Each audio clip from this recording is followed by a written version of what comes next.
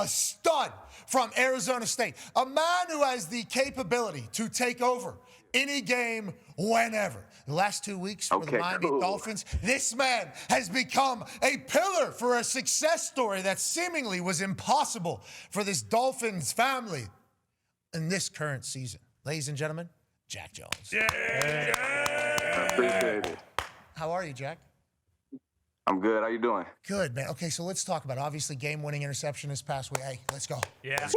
Let's go. Yeah, especially hola, you're saying hola in Spain, obviously. What was the mindset with the international game and where you guys are at right now as you took on the Commanders? The international game was it was kind of tough to start off the week because Spain is 6 hours ahead. And then it's like 9 hours ahead from Cali, where I'm from. So it was kind of tough. But once I got used to it, then you love the city.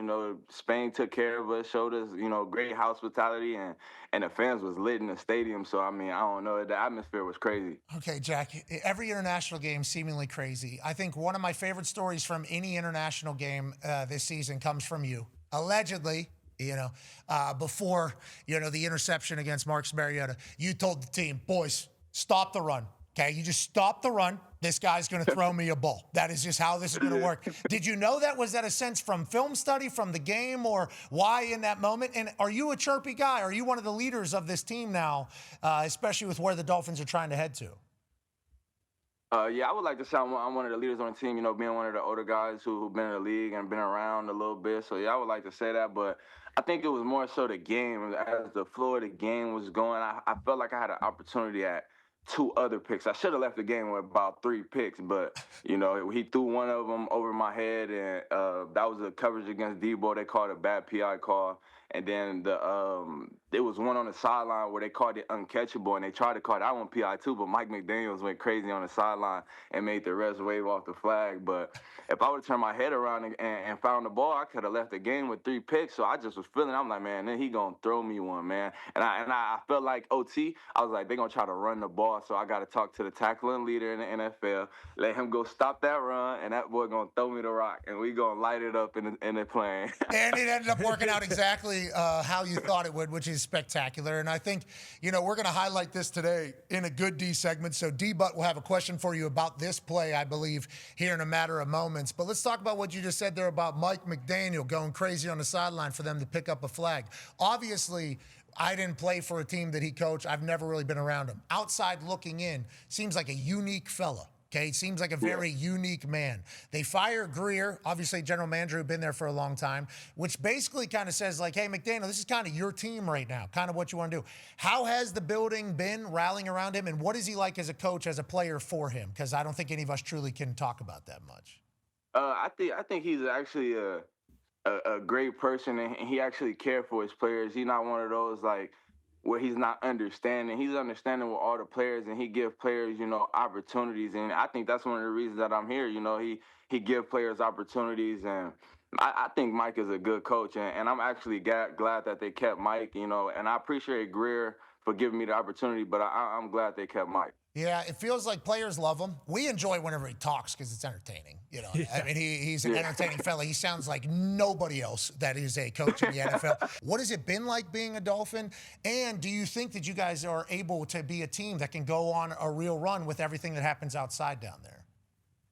It is a lot that goes on around Miami, but I honestly think that you just got to lock in. I can't sit here and say that the distractions don't mess up the players because, you got players coming from college. They just got paid, and, they living in Miami, probably never been in Miami before, so I can't say that. But you just got to find a group of guys who care about football more than partying, you know what I'm saying? So if you got guys that care about football more than partying, then you're not going to ever let the partying mess up your football, you know what I'm saying? But I think we got a team this year, even though we are a new team, rookies and guys just got signed in the offseason during training camp. I think we're a pretty good team, and the way we're starting to gel together late in the season is showing everybody, what type of team we can be if we just keep it going and keep stacking bricks. Well, congratulations on finding a group of guys that are able to do that, because I was drafted when I was 21.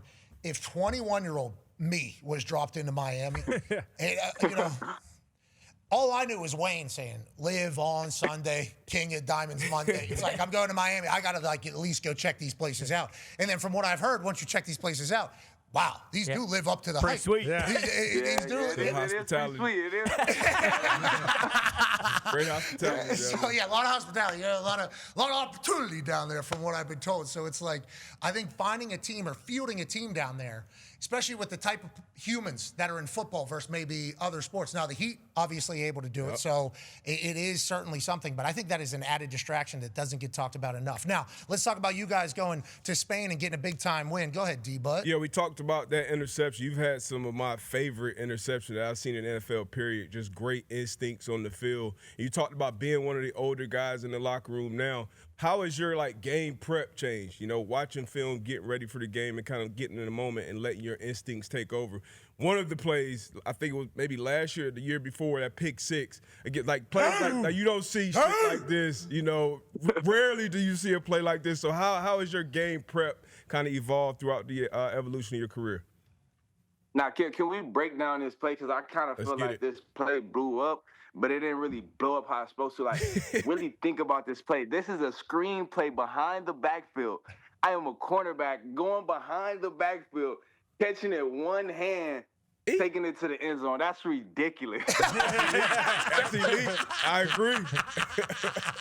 Hey, gas your shit. I like that. Hey, listen, we're on the Raiders. Not a lot of people talking a lot of good things, but let's talk about I had to commit. I didn't know this was happening, and if I miss this shit's out the gate the other way. Yeah, it's out the gate. Yeah, okay. You just want to make sure we all understand what took place there. Okay, got it. But on that note, you're an incredible ball hawk. I mean, it feels like your feel, right? Yeah, because you can't just go out there and just, like, you got to anticipate that. Was it 4x1, or maybe you saw the back down the distance? So, like I said, like, going into these games, like, what's kind of how do you get ready for Sundays or Thursdays, Mondays, whenever you're playing? I think it's film study, man. Definitely film study and the coaches. One thing that I changed, that I didn't really do when I was coming up, like college, maybe like a little bit of my first year when I was with the Patriots, is I didn't really listen to the coaches. Like, I listened to the coaches, but I was listening to the coaches as far as like what plays we had to run. So when they was talking about the other team, it was just like it'd go blank for me, because it was a point in time in college where I honestly stopped watching film. Like, I was a film junkie. We used to have like film days. Me and my boy, we'll go just watch film together after practice. And I remember it was one week in college, man. They told me, he was like, man, we're gonna have you guard this receiver. You know what I'm saying? You following him wherever he go around the field. So I'm like, for sure, that made me watch film crazy. Like, I watched film the most I ever watched that week. So then when I was watching film, I noticed that every time the quarterback does a rollout to the right, the ex receiver he does a comeback. So it just so happened that play comes up in a game, and I jumped it so crazy. I guess he changed his route and he ran a streak, and then so I kind of just blamed film on that. I was like, I'm way too.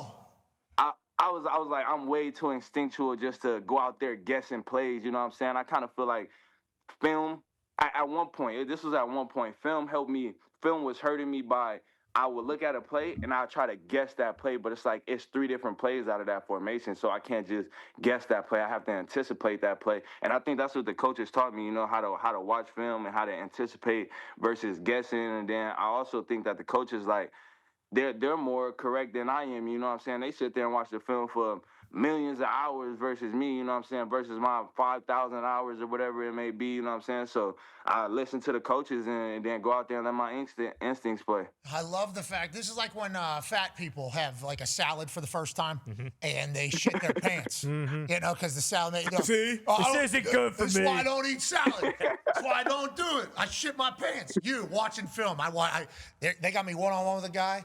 I'm going to know everything about this guy because I'm going to beat this dude's ass. And then it happens like, I fucking know what we're doing right here. And then touchdown, never watching film again. Because I don't even know why. I'm happy you got back on board with it. Because it's a big difference. It is a big difference between guessing plays, especially as a DB, guessing plays and anticipating plays. And kind of like, yeah, absolutely. You see a split, you see a release, and it's like, okay, lining up, it's three options. And then kind of as you get into that down, it's like, okay, now I know. And then you put that foot in the ground because the quarterbacks, it's too good. You can't just be out there reacting and trying to guard the whole route tree. So learning that difference. Sometimes it's a coach. Sometimes it's players and like OGs who teach you, okay, this system, this coaching tree, this, that. So I love to hear that from you and probably a lot of other players in the league as well. Hell yeah. Yeah, most def. That's a fact. How long have you had the grill? The grill is awesome. It's Yeah. got to be one of the best in the league. You froze up here, but how long have you had that grill? That's got to. Justin Jefferson has a great one. Yeah, this is good. Justin Jefferson has a great one. Yeah, I got a funny story about the grill, but I had the grill about a year now. It's been about a year I had it. I really don't wear the grill like that, so I decided to wear the Bills week. I was like, man, I'm gonna just wear the grill. Like, why not? Swag it out. So I wore the grill, and I had a pretty good game. So everybody coming to the locker room, everybody on the team like, yo, Jack, when we go to Spain, don't pack no clothes. Just bring the grill. As a Patriots fan, it's been awesome following your career. You still got a lot of love in New England. I know a lot of Patriots fans who are big fans of yours, and that kind of all started your rookie year. And you didn't have really a welcome to the NFL moment, but you had a pick six on one of the greatest quarterbacks in the history of football, Aaron Rodgers, in Lambeau, and that was something I think everybody was like, okay, this is an absolute dude. When stuff like that happened your rookie year, did you kind of realize, okay, I can dominate at this level? Was that something, that when you make a play like that on a Hall of Fame quarterback like Aaron Rodgers, it just gave you kind of a bunch more confidence than you already had? You got to be delusional with this, man. You got to be sick in the head, like absolutely gone. Like you have to. I never lose. Like I was in high school thinking I could go up to the highest level and win. Like so, it wasn't like I got to the NFL and I found that confidence. I've been confident. I've been one of them. Like, you know what I'm saying? It's just about me going out there showing that's all it is. What sports? What other sports?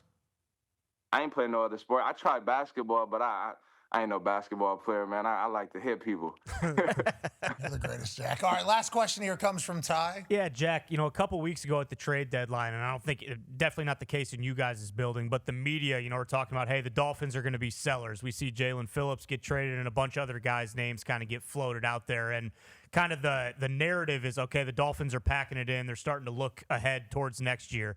But then after that big win on Sunday in the last couple weeks, and then what you guys have ahead of you, does it feel like, hey, okay, we weathered the storm. We're all the way back right now, and we still have everything we want to achieve in front of us?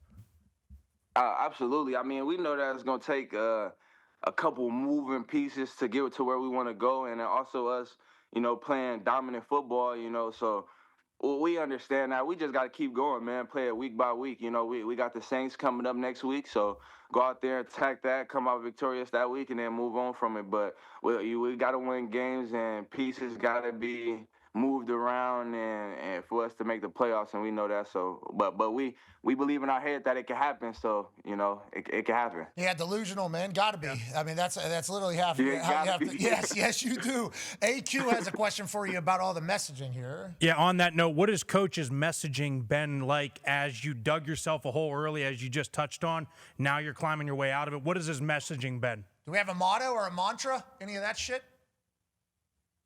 Yeah, be convicted. I mean, I think he says that all the time in the media. Be convicted. You know what I'm saying? Trust the team, trust the process. It's pretty simple, man.